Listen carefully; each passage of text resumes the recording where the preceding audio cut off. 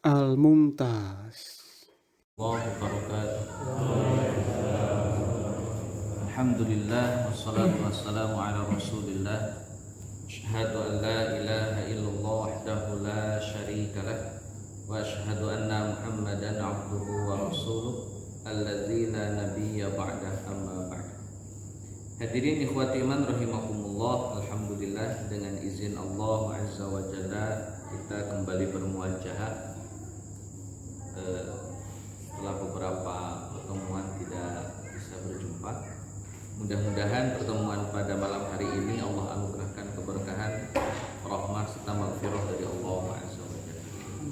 Salawat dan salam semoga dilimpah curahkan kepada Nabiullah Muhammad sallallahu alaihi wasallam beserta para keluarga, sahabat dan segenap umat yang senantiasa itba' kepadanya ila akhiril hayah nanti, mudah-mudahan termasuk kita di dalamnya.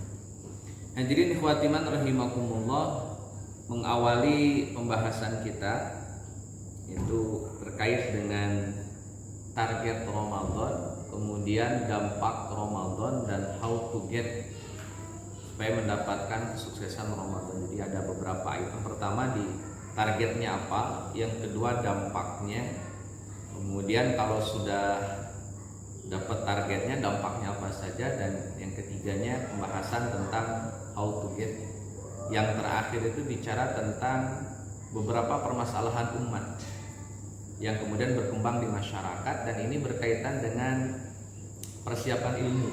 Jadi mudah-mudahan permasalahan-permasalahan yang muncul tidak lagi jadi menjadi ajang konflik gitu. Kalau toh kemudian harus didiskusikan silakan, tetapi tidak lantas dalam konteks saling menyalahkan. Hadirin ikhwati man rahimakumullah, yang pertama kaitan dengan Ramadan. Saya langsung fokus ini.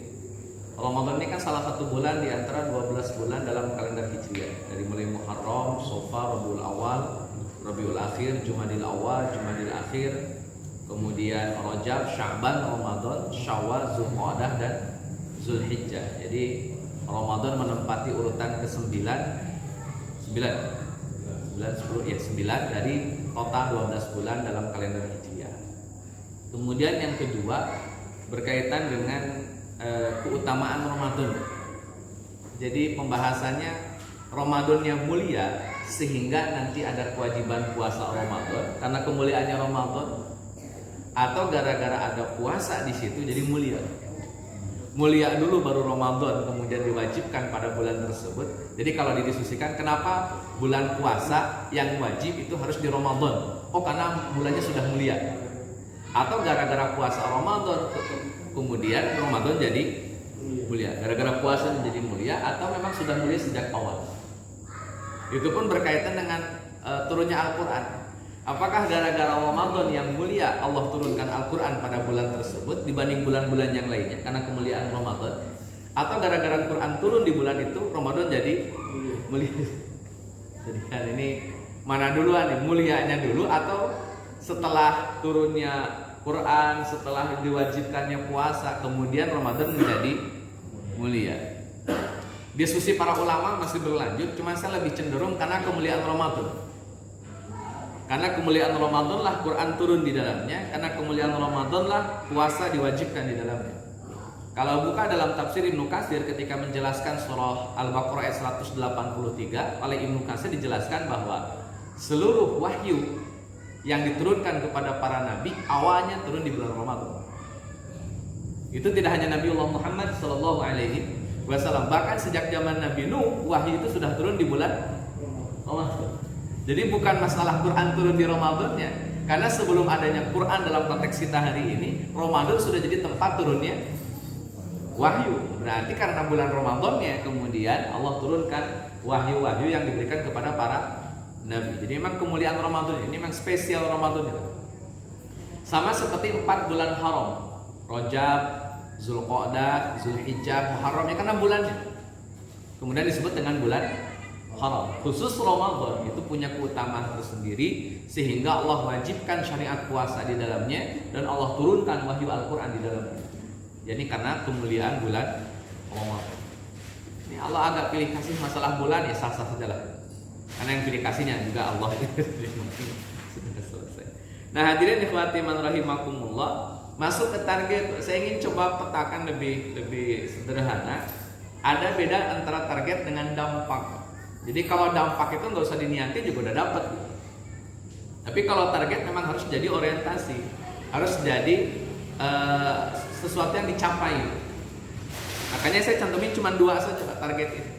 Yang satu mendapatkan keridhaan Allah, ini target utama. Yang kedua menjadi orang yang bertakwa, karena berdasarkan wahyu Al-Quran, la'allakum tattaqun. Jadi dapat ridho, jadi takwa, selesai. Itu targetan. Jadi dapat ridho berkaitan dengan hidup ini kan cuma satu. Kalau sudah dapat ridho Allah Azza wa Jalla, khalas. Bahkan Imam Ibnu Taimiyah rahimahullahu taala ketika beliau mendefinisikan ibadah itu menggunakan kalimat ridho. Kata Imam Ibnu Taimiyah, ibadah itu adalah ismun jami'un likulli ma yuhibbuhullahu wa yardahu. Yang namanya ibadah itu adalah seluruh perkara yang namanya itu sudah masyhur, di mana perkara-perkara tersebut yuhibbuhullah, Allah suka, wa yardah, dan Allah ridho. Jadi kalau Allah sudah suka, Allah sudah ridho, maka perkara tersebut bisa disebut sebagai ibadah.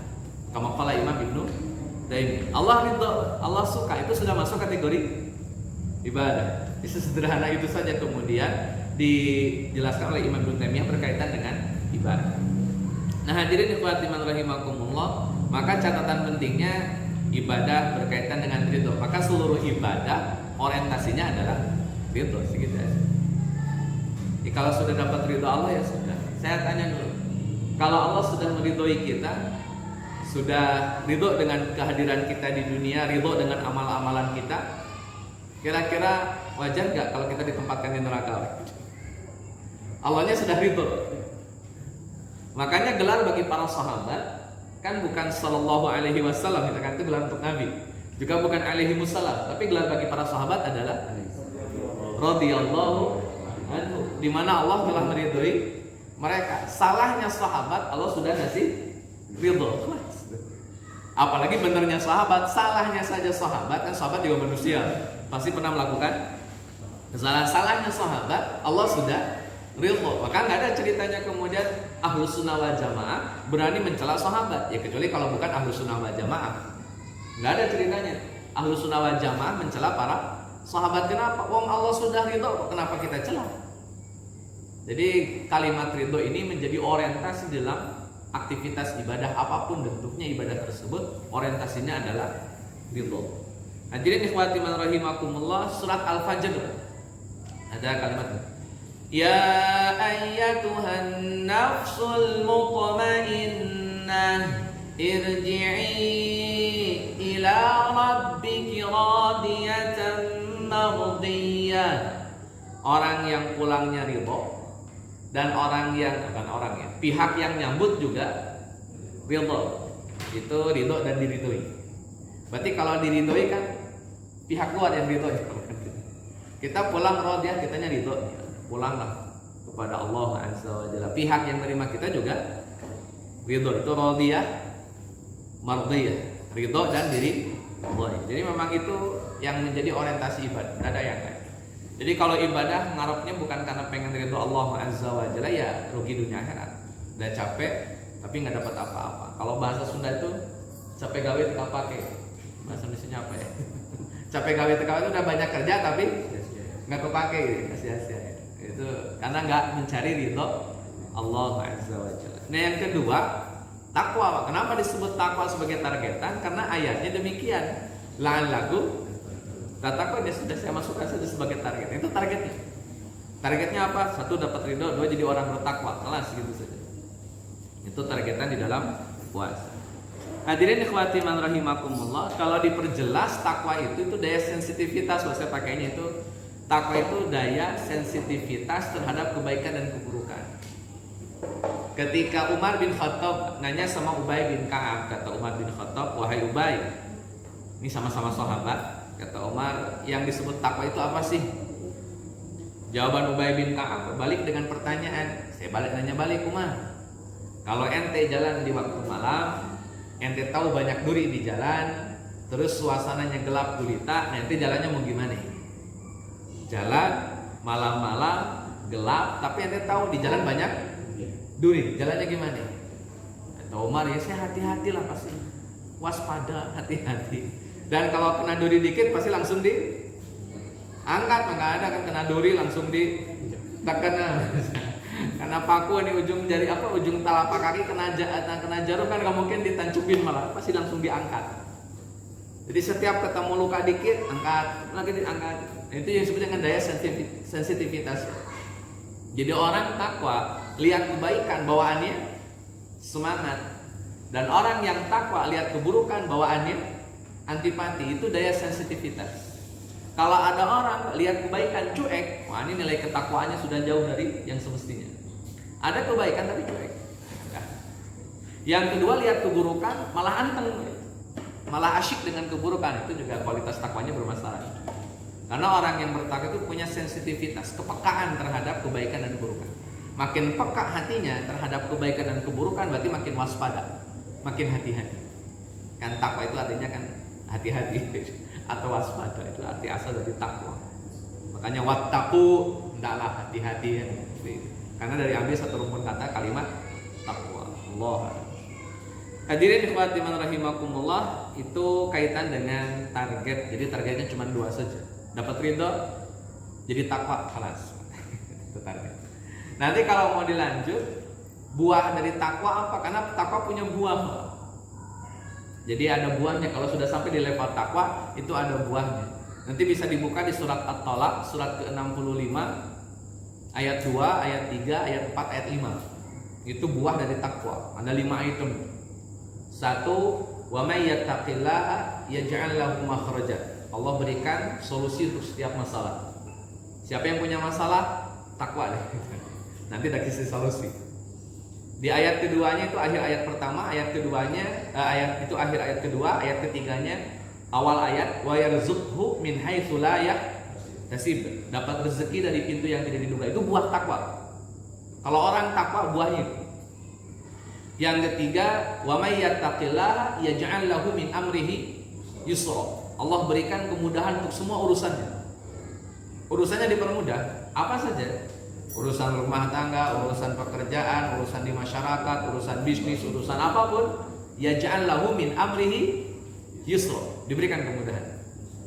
Ini bahasa Quran bukan bahasa saya. Tinggal ditunggu saja tanggal mainnya kalau sudah yakin wah ini sebuah keniscayaan dari Allah Azza wa Jalla. Yang ketiga, wa yukaffir anhu sayyi'atihi. Allah hapuskan dosa-dosanya. Yang kelima, yu'adzim lahu ajra. Allah lipat gandakan pahalanya. 5 item yang berkaitan dengan buah dari takwa. Urusan dikasih solusi. Rezeki dari pintu yang tidak diduga. Urusan dipermudah. Dosa dihapus. Pahala dilipat gandakan. Itu buah takwa. Surat At-Talaq ayat 2 sampai ayat ke-5. Nah, hadirin ikhwati man rahimakumullah, kalau sudah dapat targetan tadi, ridho dapat, takwa dapat, tinggal duduk manis. Tinggal duduk manis menikmati hasil. Nah, ini bagaimana dampaknya? Dampak dari targetan yang sudah tercapai. Hadirin ikhwati man rahimakumullah, dampak yang pertama adalah dihapuskannya dosa. Ini linear sebetulnya dengan dapat ridho. Karena kalau orang sudah diridhoi, dosanya saja ya karena sudah ridhoi sudah. Sahabat itu kalau sudah diridhoi, salahnya pun sudah diridhoi, selesai. Maka dampaknya itu dosanya dihapus. Karena sudah dapat ridho, ya dosanya dihapus. Orang sudah diridhoi gimana? Suka-suka loh kalau bilang udahlah hapusin dosanya, hapus. Saya baca ayat tentang wa awrasnal kitab, itu yang surat Fatir ayat berapa itu saya lupa. Intinya tentang 3 kelompok manusia terhadap Al-Qur'an, yang sabiqum bil khairat, muqtasid, dan zalimun li nafsi. Nanti ayatnya saya cross check. Yang pertama sabiqum bil khairat, sabiqum bil khairat, orang yang bersegera dalam amal, itu tidak dihisab. Tidak ada hisab bagi mereka. Muqtasid, hisabnya lama. Zalimul nafsi, nanggung dosa segede gunung. Jalan di akhirat. Terus Allah berfirman kepada malaikat, itu siapa? Bawa dosa segede gunung. Itu mereka yang zalimul nafsi, ya Rabb. Mereka zalimul nafsi, bawa dosa segede gunung. Kata Allah, hilangkan dosanya, masukkan dalam surga.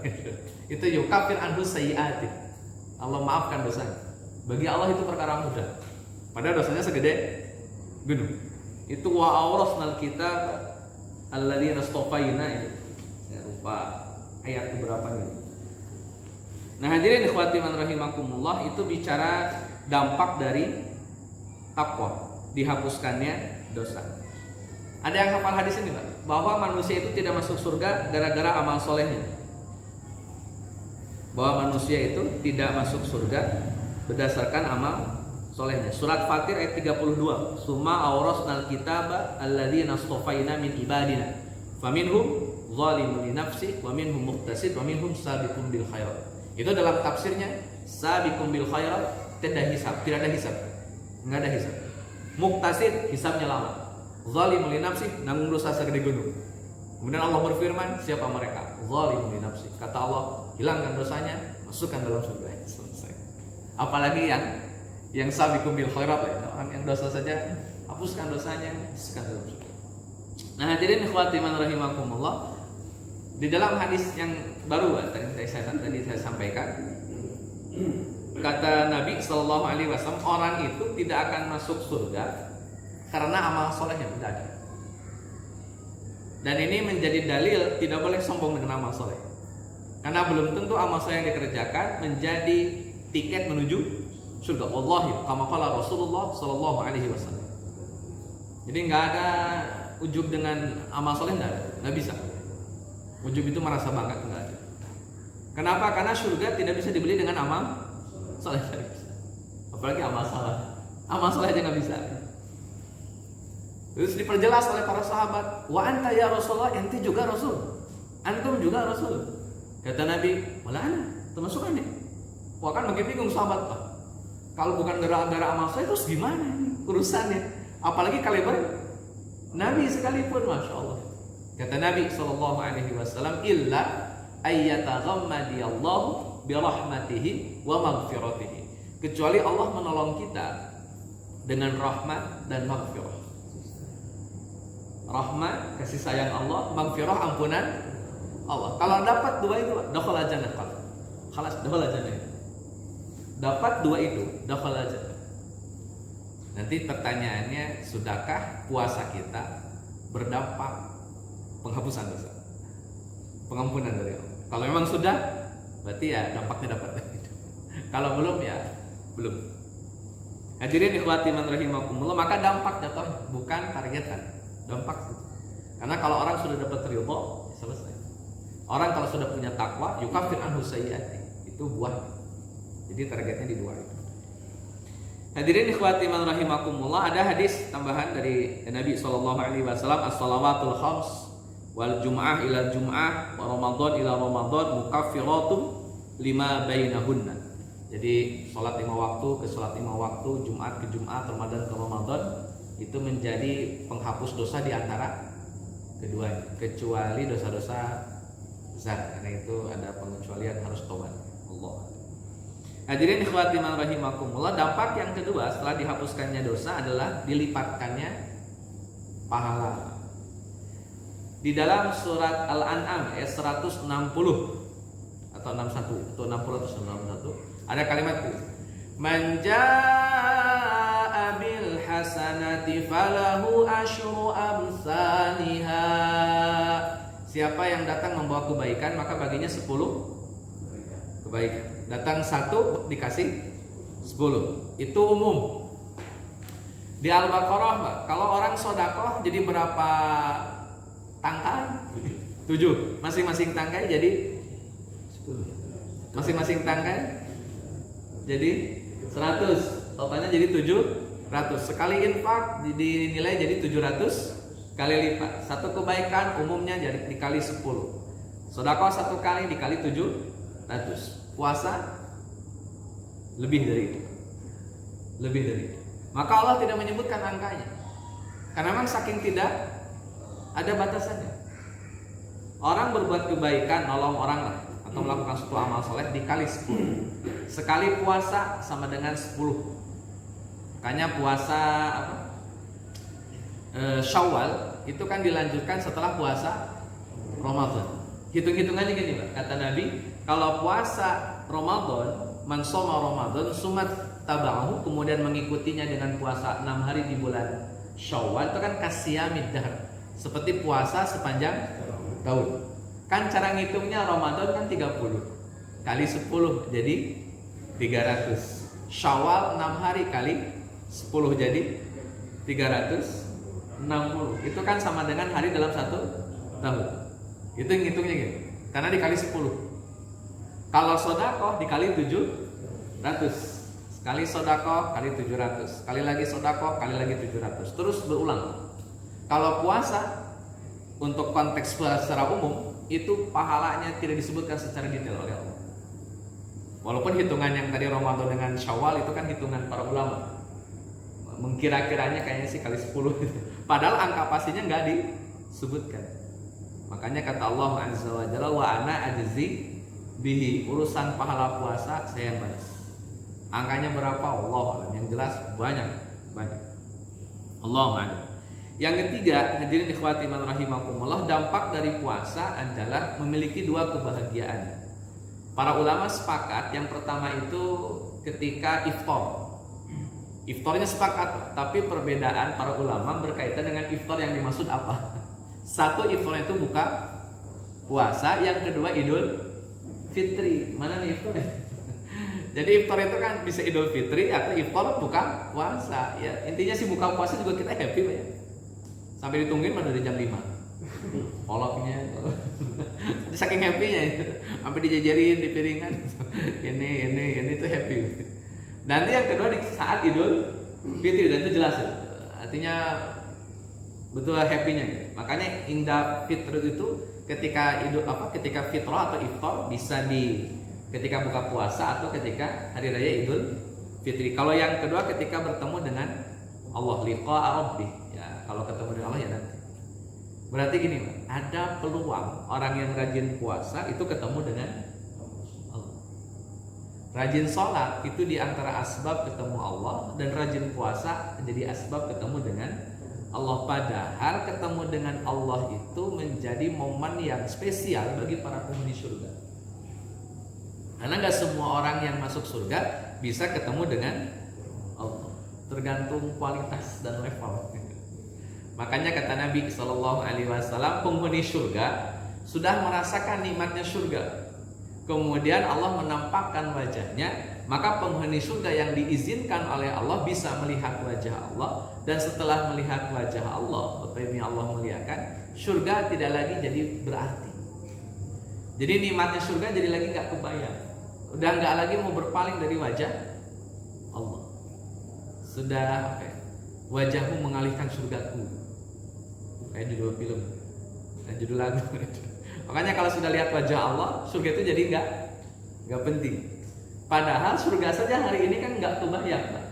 Kata Nabi itu wala ainun ra'at wala uzunun sami'at, nggak bisa dilihat pakai mata, didengar pakai telinga, dibayangin aja udah kagak bisa. Itu konteks surga. Ini kenikmatan melihat wajah Allah lebih nikmat ketimbang surga. Lah surga aja belum bisa kita bayangin nikmatnya kayak gimana. Jadi lebih tinggi. Jadi punya peluang untuk ketemu dengan Allah Azza wa Jalla. Yang keempat, hidup lebih sehat. Saya rasa ini tidak perlu didetailkan. Saya baca dalam kitab Imam Ibnu Qayyim Al-Jauziyah dalam Tibbun Nabawinya itu sudah banyak dijelaskan puasa memang lebih banyak pengaruhnya terhadap kesehatan.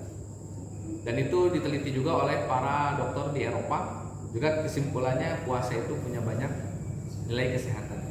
Nanti bisa dikaji oleh teman-teman yang dari medis. Kemudian yang kelima, semakin lembut jiwa. Ini kaitan dengan akhlak. Karena biasanya kalau orang rajin puasa mau bikin maksiat tuh mikir-mikir, Pak. Biasanya orang udah puasa nih, kayaknya mau maksiat tuh mikir-mikir, sayang di puasa. Kalau udah puasa biasanya bordernya agak kurang. Tapi kalau lagi puasa, tapi Ustaznya ada orang puasa ahli maksiat terus, oh berarti nggak punya border sama sekali. Itu sudah lost. Itu sudah lah itu. Nah hadirin ikhwati man rahimakumullah, sampai punya pintu khusus yang disebut dengan Ar-Rayyan. Ini pintu khusus yang Allah sediakan hanya bagi orang-orang yang rajin puasa, rajin shaim. Ketika orang-orang yang berpuasa sudah pada masuk surga melalui pintu Ar-Rayyan, maka pintu ini tertutup. Sudah nggak boleh lagi dimasukin oleh orang lain. Ini spesialnya orang-orang yang rajin puasa, rajin shaim. Itu diantara dampak, ada dampak kesehatan, dampak penghapusan dosa, dilipat gandakan pahala, akhlak semakin baik, itu dampak. Kalau nggak ketemu, ya karena dampak Pak, bisa jadi dapat, bisa jadi enggak. Karena itu dampak. Kalau targetan harus dapat ridho, harus dapat takwa aja. Itu targetan. Kalau bicara dampak ya babnya beda. Nah, hadirin ikhwati man rahimakumullah, ini persiapan yang harus dilakukan untuk how to get. Pertama, persiapan ilmu. Ini jadi PR penting. Kenapa? Karena jelas dalam banyak ayat, banyak hadis, kalau tidak berdasari dengan ilmu berbahaya. Makanya di surat Al-Isra ayat 36, wala taqfu ma laysa laka bihi ilmun. Jadi kalau tidak punya ilmu yang mendingan diam. Itu kata para ulama. Kata para ulama, kalau memang tidak ada berkaitan dengan hal tersebut ilmunya, maka lebih baik diam. Itu jelas kaidah. Nah, hadirin ikhwati man rahimakumullah, maka bicara persiapan ilmu ya semua yang berkaitan dengan Ramadan kita bahas. Tentang pembatal puasa apa saja, pembatal pahala puasa apa saja, hal yang produktif dilakukan ketika puasa apa saja. Ada teman kemudian puasanya full, tapi pagi tidur, bangun siang, siang tidur lagi. Jadi aktivitasnya adalah tidur. Akhirnya punya alasan, tidur juga ibadah. Akhirnya jadi alasan. Ini bagaimana? Bahkan saya tidak tahu persis ini kalau di perkantoran etos kerja saat Ramadan naik turun. Naik turunnya turun. Jadi etos kerja ketika puasa berkaitan dengan kan berkurang ya energi gitu. Ada pengurangan energi. Nah, itu bagaimana kita dengan etos kerja, karena di zaman Nabi itu konsep zaman Nabi puasa itu pertama karena tahu bahwa ini kaidahnya, pahalanya sedemikian besar. Perangannya di bulan Ramadan, Pak. Perang Badar itu kan di bulan Ramadan. Artinya orang perang kan gak mungkin lemes lah. Sampai ada sebagian sahabat yang gak kuat kan, sampai ya Rasulullah batal dong gitu. Ini kita urusannya perang nih, masa baca langsung gitu aja. Jadi gak ada tenaganya kan, gak mungkin kita perang dalam kondisi tenaga itu minim atau lemah gitu. Boleh dong batal puasa, Nabi kuat.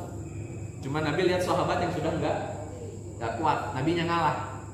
Nabi minta sahabat sini air, dikasihlah air, Nabi diminum oleh Nabi Shallallahu Alaihi Wasallam. Karena Nabi sudah minum air, maka para sahabat minum. Tapi bagi yang lemas, bagi yang kuat lanjut puasa. Konteks perang saja puasa. Artinya ada produktivitas yang muncul ketika orang itu kemudian puasa, hatta di level perang. Perang itu hidup mati, apalagi di level kerja. Artinya saya atas kerjanya lebih meningkat. Tapi saya nggak tahu persis di kantor-kantor bagaimana perkaitan dengan itu. Kalau di proyek susah ya. Betul. Memang yang ini harusnya memang Ramadan itu nggak ada proyek.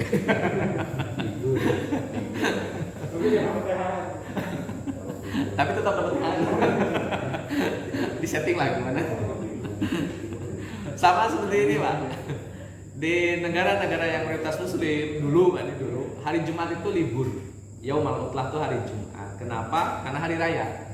Sama kayak Idul Fitri dan Idul Adha. Bedanya kan kalau itu kan tahunan. Kalau Jumat itu hari raya pekanan. Jadi libur. Dan itu diantara hikmah liburnya, orang mau Jumatan itu fresh Pak. Karena mereka bisa lah mau sebelum atau sesudah Jumatan terserah.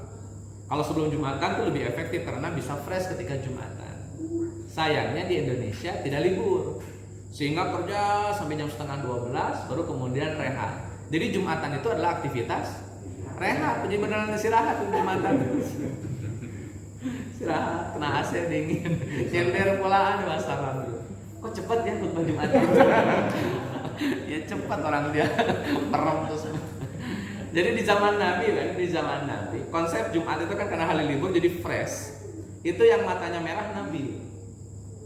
Dalam hadis itu Nabi itu ihmarat ainuhu, matanya memerah, washtadda sautuhu, suaranya menggelegar kayak orang nyiapin pasukan. Itu dulu Pak, yang matanya merah adalah khatib. Hari ini yang matanya merah makmum, jamaah. Karena bangun tidur matanya merah semua. Imamnya malah nggak merah. Kalau zaman Nabi itu yang matanya merah itu Nabi lah itu. Jadi para imam itu, para khatib betulan ini ya bagus lah itu. Jadi merah matanya, menggelegar, suaranya jamaahnya melotot semua. Hari ini yang tamanya merah ya jamaah. Nah hadirin ikhwati rahimakumullah, jadi itu persiapan ilmu perlu dimaksimalkan. Produktivitas Ramadan apa, targetan Ramadan seperti apa, supaya Ramadan kita betul-betul terschedule dengan baik. Samalah kayak orang ngantor ya pasti ada schedule-nya, atau kayak orang sekolah pasti ada schedule-nya, planning. Saya rasa itu perlu dibangun. Yang kedua, persiapan rencana amal soleh. Nah, ini kalau memang punya mutaba'ah atau cara-caraan kecil lah gitu. Misalkan taraweh kita, qiyamul lail kita, tahajud kita itu mau seperti apa. Nanti juga jadi diskusi kan, sebetulnya kalau sudah taraweh perlu tidak tahajud. Kalau misalkan sudah taraweh terus ada witirnya, perlu nggak kita tahajud pakai witir? Itu kan sering terjadi, ditanyakan di setiap momen Ramadan. Ketemu Ramadan ditanyain lagi. Udah dijawab, ketemu Ramadan ditanyain lagi. Jadi diskusinya di situ aja muter lagi. Padahal ini harusnya sudah berlangsung gitu. Tapi ya begitulah masyarakat kita. Entah lupa atau bagaimana, saya nggak paham. Atau saya milih nggak ada pertanyaan lain. Udah itu aja lah, yang penting ada pertanyaan. Jadi ya perlu diagendakan amal soleh, termasuk sodakohnya, termasuk ngasih iftarnya. Saya rasa itu perlu dischedulekan supaya Ramadan kita memang betul-betul termanage dengan baik. Sampai pada budgetnya, Pak. Kalau perlu disiapkan budgetnya. Kita harus punya berapa nih angka Ramadan sekarang nih, buat iftar, buat ini, buat zakat. Ini disebutkan budget kayak RAB gitu. Apa rancangan anggaran berinfak bersedekah sendirian gitu. Karena ya urusan negara, urusan RT, urusan DKM saja kan sudah ada yang namanya hitung-hitungan angka untuk operasional. Kita juga punya komit budgetnya berapa. Dan terakhir, jelas perbanyak doa. Ini Allah muliakan dengan doa-doa yang bisa kita hafal dari Quran dan hadis, atau ya doa yang kita punya bahasa sendiri. Kalau saya pribadi lebih suka bahasa Indonesia kalau doa. Kenapa? Karena saya bisa lebih menjiwai.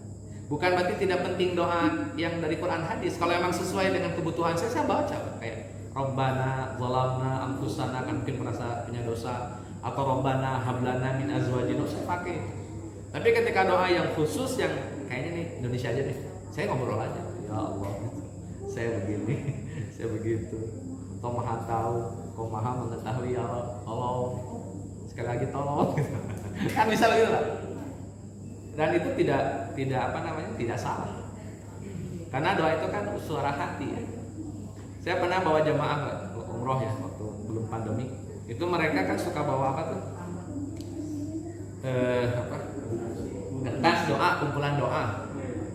Saya tanya ke jamaah, iya saat kita baca aja karena kita nggak hafal doa-doanya. Saya bilang ke jamaah, kita ini mau ngafalin doa atau mau doa? Mikir dong. Ya mau doa saja. Ya kalau mau doa, gak usah pakai buku, berdoa saja. Ibu punya kebutuhan nggak? Punya. Apa kebutuhannya? Ini anak saya belum nikah. Ini anak saya belum lulus. Ini keluarga. Ini sebutin lah. Baca saja. Pakai bahasa apa saja? Dia pakai bahasa ibu. Ibu orang mana? Dia pakai bahasa ibu. Mau orang Sunda pakai bahasa Sunda boleh, bahasa Jawa boleh, bahasa Flores boleh, bahasa apa sih? Wong Allah paham semua bahasa.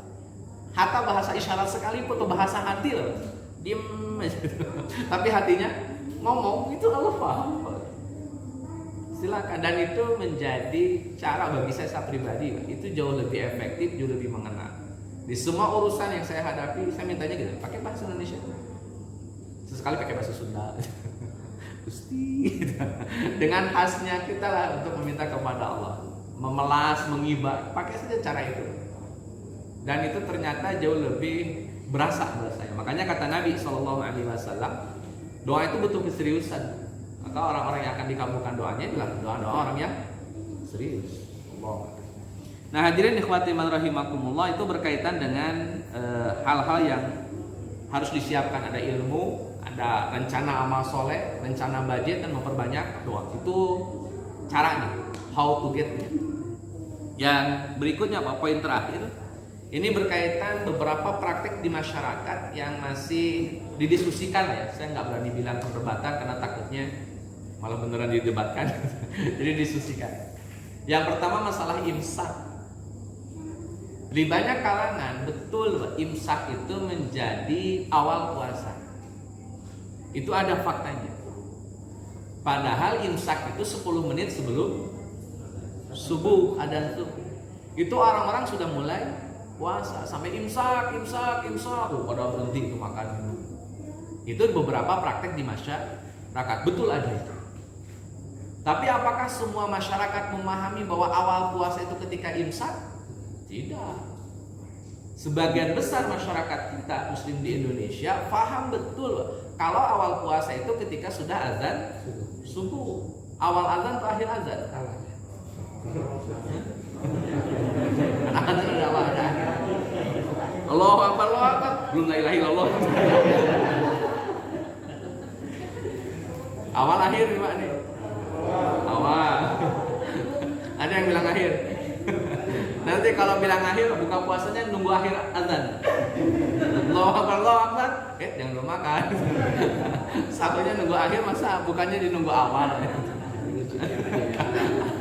Hanya di masjid yang duluan. Jadi imsak itu 10 menit lah. Itu kan mekanisme orang Indonesia atau orang Asia Tenggara itu. Di Brunei, di Malaysia itu pakai imsak. Imsak itu 10 menitan sebelum menjelang subuh. 10 menit sebelum subuh itu mereka imsak. Ada yang pakai sirine, ada pakai pentungan, macam-macam. Kalau di TV itu langsung ada yang baca nawa itu sauma godin gitu ya. Itu berarti sudah waktu imsak.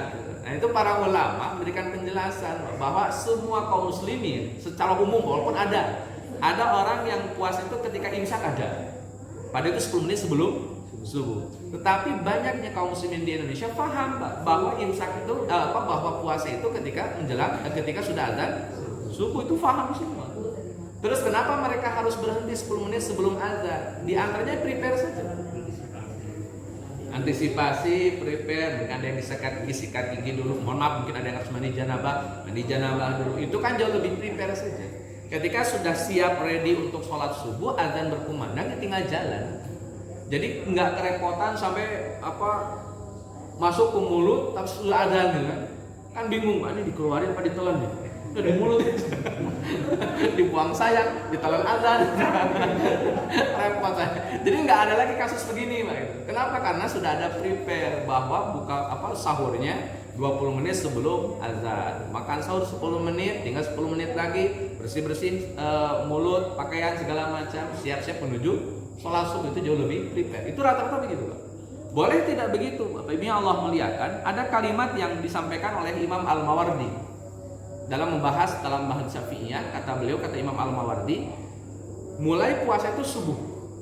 Buka puasa itu ketika gurub matahari. Gurubnya, bukan azannya, gurubnya. Matahari sudah tenggelam, walaupun belum azan sudah boleh makan. Ini matahari udah ngilang, belum azan. Muadzinnya lagi buka dulu. Udah muadzinnya buka dulu, lama lah itu nungguin. Padahal matahari sudah terbenam. Kita ini buka puasa gara-gara mataharinya sudah terbenam, bukan karena azan. Hatta tidak ada azan sekalipun, kalau matahari sudah terbenam, ya buka. Makanya kita sahur pun itu ketika sudah sampai terbitnya fajar sodik atau azan subuh lah. Itu alamatnya azan subuh dan sampai maghrib. Kalau sudah azan subuh disepakati dan memang seharusnya demikian, kita puasa dari azan subuh, kemudian buka puasa ketika gurub matahari, kata Imam Al-Mawardi dianjurkan, alangkah baiknya jika sahur kita tambahkan beberapa menit sebelum azan subuh kaitannya dengan berhenti, dan buka puasanya tambah lagi beberapa menit untuk memastikan kalau ini memang betul-betul sudah gurub. Itu diantara penjelasan Imam Al-Mawardi dalam penjelasan mazhab Syafi'iyah. Jadi saya rasa sah-sah saja kalau kemudian prepare aja Ustaz. Biar pastikan dulu ini sudah terbit mataharinya, terbit fajarnya dan sudah terbenam matahari. Itu memastikan itu sah-sah saja. Tanpa harus meyakini 10 menit sebelum subuh itulah batas awalnya puasa. Sehingga nanti kalau makan habis imsak atau pas imsak makan dianggapnya batal. Itu enggak. Saya rasa tidak sampai segitunya masyarakat muslim di Indonesia. Ada yang begitu, ada. Tapi saya pastikan tidak semuanya. Allah ada satu.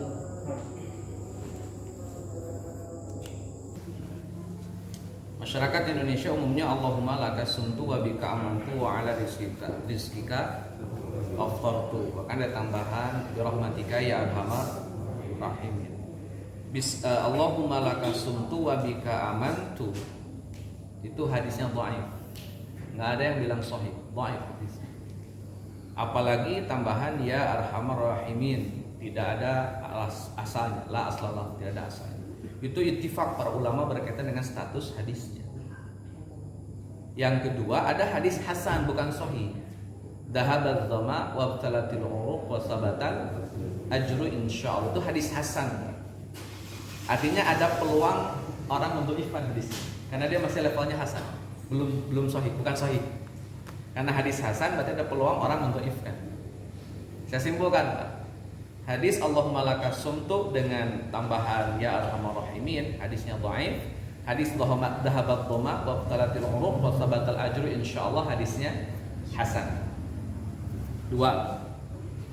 Pertanyaannya nanti tidak lagi mempermasalahkan hadis yang hasan mana, hadis yang dhaif mana. Bab dalam berdoa, Bapak Ibu Allah muliakan, adalah boleh tidak berdoa menggunakan redaksi dari hadis dhaif. Itu jadi pembahasan. Hadis dhaifnya sudah nggak dibahas lagi. Emang dhaif selesai. Hadis hasan juga hasan. Yang jadi pembahasan adalah boleh tidak redaksi hadis yang dhaif digunakan dalam kaitannya teks doa. Kira-kira boleh menggunakan hadis dhaif sebagai teks kita dalam berdoa. Tapi referensinya dari hadis dhaif. Tapi kita berdoa. Jadi babnya itu boleh tidak berdoa dengan redaksi hadis dhaif. Saya tadi kasih contoh. Kalau saya punya keinginan yang tidak di-cover oleh Quran dan hadis, saya berdoa pakai bahasa Indonesia. Boleh tidak? Boleh. Jadi bicara doa itu doa saja. Sekarang saya doa pakai redaksi Allahumma laka sumtu wa bika amantu wa ala rizkika aftartu bi rahmatika ya arhamar rahimin, tanpa saya bilang ini hadis sahih. Tapi saya menggunakan teks ini untuk doa. Maka jumhurul ulama boleh menggunakan redaksi hadis dhaif dalam kaitannya berdoa, sah. Yang jadi pasal itu menyatakan kalau hadis dhaif ini disebut sahih, itu baru jadi masalah. Karena dhaif kok dibilang sahih, dhaif bilang dhaif. Tapi boleh tidak menggunakan hadis dhaif untuk berdoa? Jawabannya boleh, karena itu masuk ranah fadhailul amal. Ibnu Qudamah dalam kitabnya Al-Mughni boleh. Imam Nawawi dalam Syarah Al-Muhadzab boleh. Jumhurul ulama menggunakan hadis dhaif boleh. Bahkan bukan hadis sekalipun doa pakai bahasa sendiri hukumnya doa Allahumma barik lana dhaif secara sanad, tapi boleh dipakai untuk berdoa. Nanti ada suka ungkapan, Ustaz kan ada hadis sahihnya, kenapa ambil yang dhaif? Babnya bukan di situ. Babnya boleh menggunakan hadis dhaif atau bahkan bukan hadis sebagai redaksi doa, sah. Kecuali doa-doa yang mu'tabar di dalam aktivitas ibadah, salat 5 waktu, ada doanya lah, nggak boleh diganti-ganti. Subhana rabbiyal azim, aduh bosan. Rabbana atina fid dunya hasanah, diganti, nggak boleh itu. Itu karena sudah redaksional dari Nabi Shallallahu Alaihi Wasallam. Kalau doa di luar itu sah saja, karena tidak berkaitan langsung dengan ibadah tertentu. Ini kan mau buka puasa. Hadis sahihnya ada, idza akala ahadukum falyazkuris wallah. Kalau mau makan baca bismillah. Itu pembahasan yang pertama. Yang kedua, untuk mengomentari dahabat doma. Dahabat doma artinya itu gitu, telah basah. Dahabat doma, telah hilang dahaga. Wabtalatil uruq, telah basah tenggorokan. Wasabatal ajru, telah ditulis pahala insya Allah. Saya tanya dulu, telah hilang dahaga habis minum sebelum minum? Orang mau minum Pak, dahabat doma. Dari mana domanya dahabat? Belum minum. Maka praktek para ulama, makan dulu, minum dulu, baru baca dahabat doma. Kalau dengar ada langsung basah. Itu nggak usah makan lagi Pak. Saya sarankan. Jadi kalau yang namanya basah tenggorokan, hilang dahaga, pahala ditulis ya kalau sudah minumnya belum, dahabat doma. Jadi dahabat doma wabtalatil uruq wasabatal ajru idealnya dibaca sesudah buka, sesudah iftar, bukan sebelum iftar. Sebelum iftar betul Allahumma lakas sumtu wa bika amantu wa ala rizqika aftartu bi rahmatika ya arhamar rahimin. Tapi ya hadisnya dhaif, katakan dhaif, jangan sampai dikatakan sahih. Itu satu. Yang kedua, yang ketiganya kaitan dengan tarawih. Hadis nabinya, tarawih tidak pernah lebih dari 11 rakaat. Titik, itu enggak ada lagi tambahan.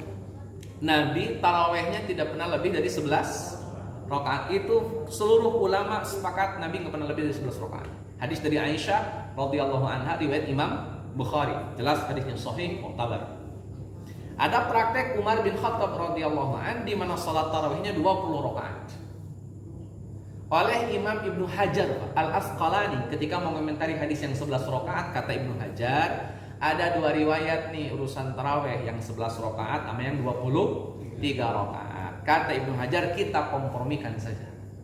Kita kompromikan. Kata Ibnu Hajar Al-Asqalani, kenapa Nabi jumlah rakaatnya cuma 11? Karena memang tidak bisa lebih dari 11, Pak. Kenapa nggak bisa lebih dari 11 rakaat? Karena bacaan Nabi panjang-panjang. Bacaan panjang itu jangan dibayangkan sabihis, Pak ya. Itu pendek. Jadi kalau sabihis dibilang panjang keterlaluan. Jadi yang disebut panjang itu Al-Baqarah, itu baru panjang. Jadi Nabi kalau tarawih baca Al-Baqarah, baca Ali Imran, Pak. Itu satu rakaat bisa 400-an ayat. Satu rakaat bisa 400-an ayat. Bapak duduk aja, duduk. Baca 400 ayat, butuh waktu berapa menit? Nah, tinggal dikali 11 rakaat. Berarti kapan mulai, kapan selesai, monggo dia jadi itu. 400 ayat. Itu Nabi kalau baca Quran ketika sholat tarawih. Lain imam, Pak, lain kualitas, lain rasanya. Di zaman Nabi 400 ayat anteng, Pak. Nggak ada sahabat yang berani mangkir atau agak geser ngilang, nggak ada. Kenapa imamnya Nabi? Tapi ketika diganti oleh sahabatnya Nabi, misalkan kayak Ubay bin Ka'ab atau Mu'ad bin Jabal, banyak orang yang keluar dari saf sholat. Di zaman Nabi saja, waktu imam sholatnya Mu'ad bin Jabal, ada jamaah keluar dari saf sholat gara-gara kelamaan bacanya. Itu Nabi masih hidup, cuman imamnya bukan Nabi. Ini Nabi sudah tidak ada. Bacaan panjang tuh, dehemnya kayaknya udah kencengan deh. Nah, jadi nikmati rahimakumullah, oleh Umar bin Khattab dibuat mekanismenya, Pak. Per rakaat jadi 200 ayat. Diskon panen 50%. Tapi kalau baca 200 ayat per rakaat, otomatis kalau 11 rakaat berhentinya jauh lebih cepat. Sedangkan Umar bin Khattab bukan ingin mengurangi durasi, Pak. Umar bin Khattab cuma ngasih waktu rehat per 200 ayat. Karena 400 ayat, Bapak berdiri baca 400 ayat, Pak. Pegel itu. Nah, oleh Umar dikurangi menjadi 200 supaya ada rehatnya. Bisa duduk 200, tapi durasi tetap sama, Pak. Kalau mulainya awal malam, akhirnya menjelang subuh, ya sama berhentinya. Maka solusinya kalau per ayat cuma 200, per rakaat cuma 200 ayat, karena supaya pengen tetap berakhirnya sama dengan yang 11 rakaat dengan total dengan bacaan ayatnya 400, mau tidak mau rakaatnya harus ditambah. Rakaatnya tambah jadi 23. Itu kama qala Umar bin Khattab, dan itu keputusan Umar bin Khattab. Maka mau 11 mau 23, kata Imam Ibnu Taimiyah, kalau bacanya panjang 11 rakaat. Kalau bacanya pendek-pendek dalam kurung 200 ayat 20 rakaat. Itu praktek di zaman dulu. Datang ke Indonesia yang diambil rata-rata 11, tapi bacanya pendek-pendek. Sudah susah di madhab mana? Sudah 11 rakaat yang dibaca 2 ayat per rakaat. 200 nggak nyampe, 400 apa lagi? Jadi madhab baru. Nah, ini konteks jadi oleh Imam Ibnu Hajar Asqalani malah digabungkan. Mau 11 monggo, mau 23 silakan. Kalau ke Haram, Masjidil Haram, Masjidil Nabawi berapa rakaat? 23. 11 rakaat itu di Indonesia yang paling mayoritas. Di Arab itu 23 rata-rata. Bahkan pendapat Imam Malik sebagai madhab pribadi beliau itu 39 rakaat. Apa yang dibahas oleh para ulama? Salat tarawih jumlahnya tidak dibatasi.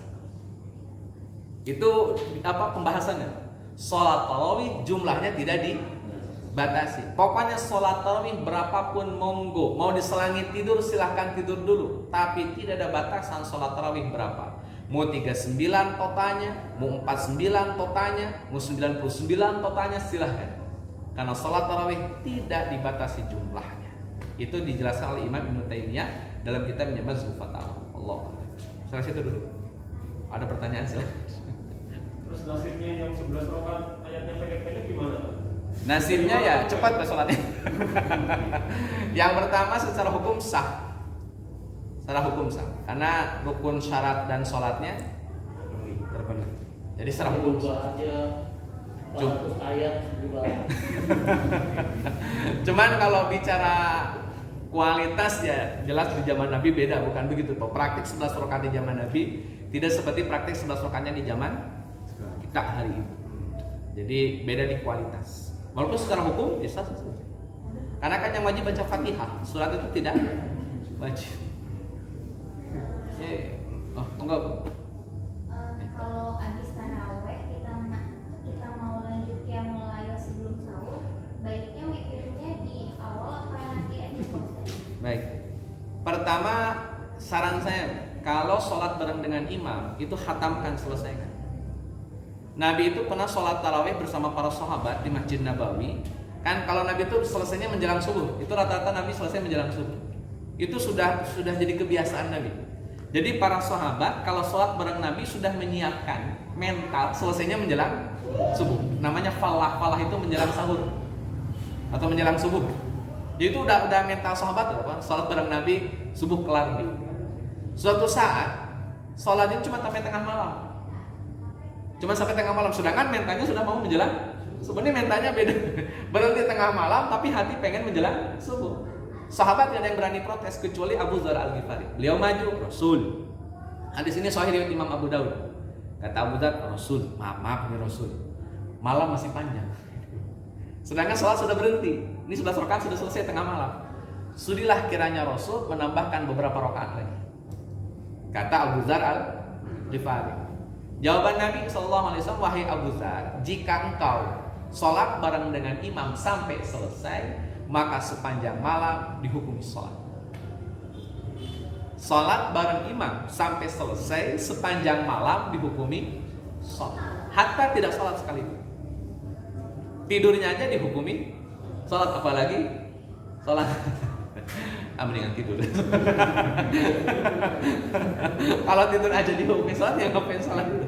Jadi itu penjelasan hadis. Kata Nabi, wahai Abu Dzar, jika engkau sholat bareng dengan imam, maksudnya dengan Nabi, sampai selesai sholatnya bareng dengan imam, nggak dipotong-potong kayak witirnya di rumah nanti, nggak. Pokoknya sampai selesai dengan imam, sampai assalamualaikum di rakaat yang terakhir, maka sepanjang malam dihukumi sholat. Sekalipun berhentinya sampai tengah malam. Jadi sepanjang tengah malam sampai menjelang subuh itu dihukumi sholat. Kata Nabi kepada Abu Dzar Al-Ghifari. Ini dua yang saya catat. Pertama, semangat para sahabat untuk memperbanyak rakaat supaya durasinya tetap menjelang subuh. Yang kedua, Nabi memberikan kemudahan. Kalau sudah selesai dengan imam sholatnya, mau selesainya itu jam 9 malam, jam setengah 9, itu tetap dihukumi sholat semalam subuh. Itu kaidah awal.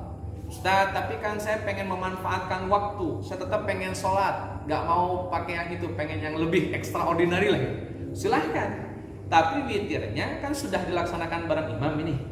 Karena ngejar itu Pak, ngejar pengen dapat semalam suntuk sholat. Bareng imam selesainya, berarti witirnya sudah. Berarti nanti bangun jam 3, waktu masih panjang, pengen sholat malam lagi, boleh? Boleh. Tapi tidak boleh pakai witir, karena gini, totalnya harus ganjil. Silakan cek sholat di siang hari, totalnya ganjil. Maka sholat di malam hari pun totalnya harus ganjil. Subuh kalau dihitung pagi, duhur, asar, maghrib, ganjil jumlahnya. Isya itu ganjil, itu sholat siang. Karena sholat malam itu sholat yang dilakukan pasca sholat isya, sebelum menjelang subuh. Nah, sholat yang dilakukan habis isya sebelum subuh disebut sholat malam atau sholatul lail atau qiyamul lail. Pokoknya sholat yang dilakukan habis sholat isya sebelum sholat subuh itu dihukumi sholat malam. Sholat siang saja harus ganjil, sholat malam pun harus ganjil. Kalau ada 2 witir dalam satu malam berarti jumlahnya genap. Nah itu tidak boleh. Idealnya harus ganti. Totalnya, misalkan dengan imam udah 11 rakaat, bubar. Tidur, bangun jam 2 dini hari, mau masak sahur masih lama, sholat dulu 10 rakaat lagi. 2 rakaat salam, 2 rakaat salam, 2 rakaat salam, 2 rakaat salam, 2 rakaat salam. Khalas, sah. Tidak boleh tambah lagi dengan witir. Kecuali kalau dengan imam, Ustaz saya emang nggak mau bareng dengan imam witirnya. Tetap pengen di rumah saja boleh, sah. Secara hukum sah.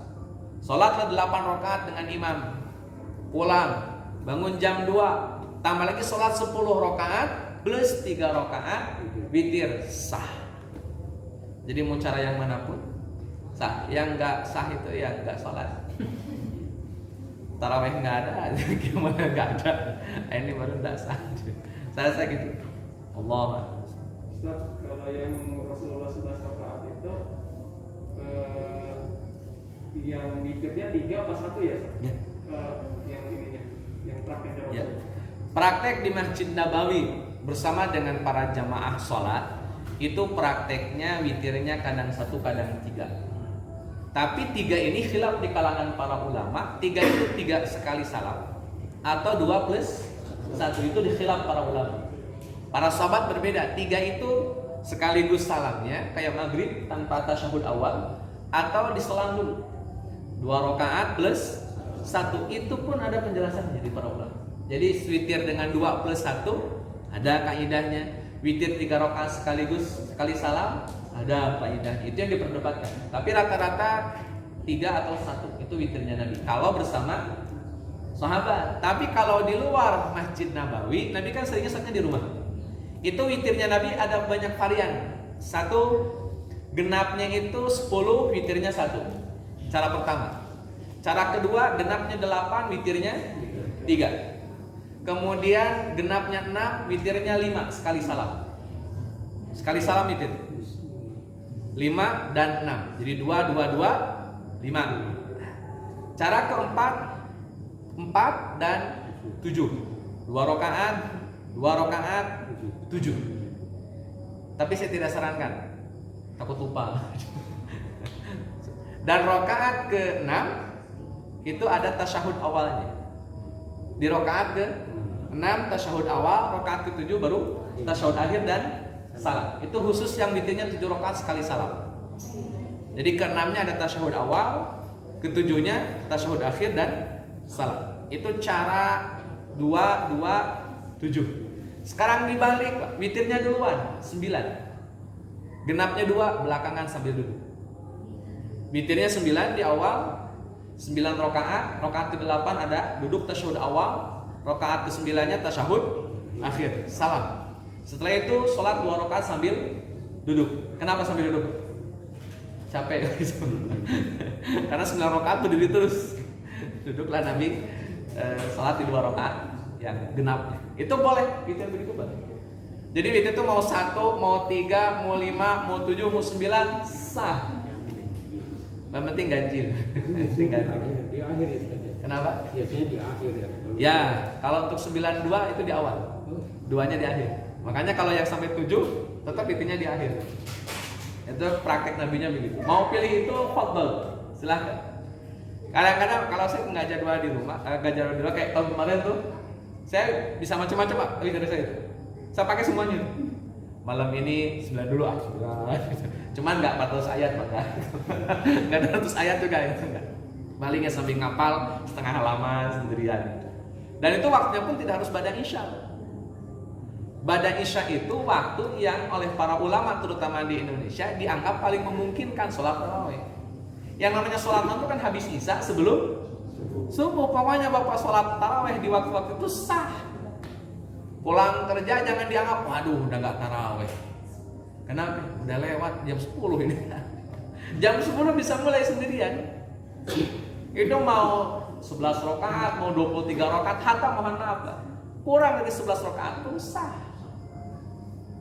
Saat saya bisanya cuma 1 rakaat, sah secara hukum. Hukum ya, sah 1 rakaat.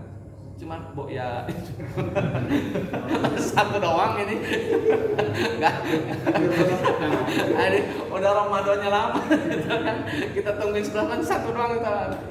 Ya 3 lah, 5 masih mending lah gitu. Tinggal silakan. Jadi jangan sampai skemanya harus 11. Jadi berat. Saya ke anak saya perintahkan, nah kamu taraweh. Aduh ya berapa rakaat 11? Aduh ya 11 rakaat. Nah di rumah dorongan keluarnya kan dorongan sama teman-temannya kurang. Jadi motivasi di rumah kan lebih besar karena nggak ada teman-temannya. Bilang kamu boleh 5 aja. Senang dia Pak, 2 1 gitu selesai. Jadi satu saja. Karena batasan minimumnya 1 rakaat, nggak boleh setengah rakaat atau 1 rakaat. Maksimalnya tidak dibatasi. Silakan. Aku salah. Sholat sambil baca Al-Quran boleh tidak? Ini khilaf para ulama, Pak. Jadi bab yang dilanggar adalah gerakan di luar sholat itu, Pak. Jadi yang dilanggar itu di situ. Saya pernah sholat sama rektor KTIK, gilirannya itu pegang Quran, beliaunya lagi baca Quran. Jadi boleh nggak itu baca Quran? Surat Al-Baqarah yang baca. Ya.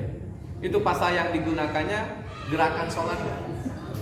Jadi dalam banyak pendapat para ulama, gerakan di luar sholat yang dilakukan dalam sholat itu bisa membatalkan sholat itu yang dibahas. Jadi bukan tidak boleh baca Pegang Quran gitu. baca Qurannya dah. Tapi yang jadi masalah jadi pegang Qurannya. Boleh tidak kalau baca Quran sholatnya tapi tidak sambil pegang Quran? Boleh. Di zaman Aisyah radhiyallahu anha ketika beliau sudah tidak kehilangan Nabi, itu ada hamba sahaya diminta jadi imam dan dia pakai baca Quran. Di depannya kasih. Betul, tetapi tidak dipegang. Itu ada penjelasan tidak dipegang. Nah, yang jadi masalah itu ketika Qurannya dipegang karena ada gerakan di luar sholat yang itu bisa merusak praktek sholatnya. Maka kalau mau pakai screen yang otomatis atau cuma geleng kepala langsung lewat. Bisa ya. Sekarang kan sudah touch screen gitu, geleng. Asal jangan geleng-geleng mau kemana-mana. Waduh lewat itu. Bingung. Jadi saya rasa yang jadi pasal itu pegangannya. Makanya dalam fatwa Imam Abu Hanifah misalkan ini. Dalam pendapat Imam Abu Hanifah ada ular, Pak. Ular masuk masjid. Kan kita boleh bunuh ular dalam kondisi sedang sholat. Kata Imam Abu Hanifah tidak boleh ada gerakan yang terlalu jauh dari gerakan sholat. Jadi tangan tetap harus didekap. Yang satu harus didekap. Yang satu pegang kayu misalnya. Tapi posisi ini jangan kuda-kuda. Kuda-kuda nanti melanggar ketentuan sholat. Karena kuda-kuda nggak ada gerakan sholatnya gitu. Jadi tetap posisi kaki ya biasa normal kayak orang kiam. Jadi mukunya pun teratur. Cuman kan urusannya ular gimana? Gimana mau teratur gitu kan? Makanya dalam mazhab Imam Abu Hanifah gerakan sholat betul-betul harus sesuai dengan kaidah gerakannya. Makanya saking ikhtiyatnya Imam Syafi'i 3 kali gerakan di luar gerakan sholat dihukumi batal. Nah itu yang jadi pasal. Bukan tidak boleh baca Qurannya, silahkan baca Quran ketika sedang sholat untuk bacaan beliau. Tetapi yang dipertanyakan kaitan dengan gerakannya. Contoh gerakannya begini. Kan Allahu Akbar kan satu. Ketika ruku, mushafnya kemana? Kantong satu kan. Nanti ketika selesai ruku, sujud. Habis dari sujud, baca lagi, diambil lagi kan? pas baca Quran ada WhatsApp. Jadi itu yang jadi masalah. Jadi masalahnya di situ. Kalau memang tadi ada format kayak di Masjid Agung Cianjur, itu ada mushaf besar di depan imam dan itu tinggi, Pak. Jadi imam itu kalau sudah baca itu kan perhalaman, 1 rakaat perhalaman pasti.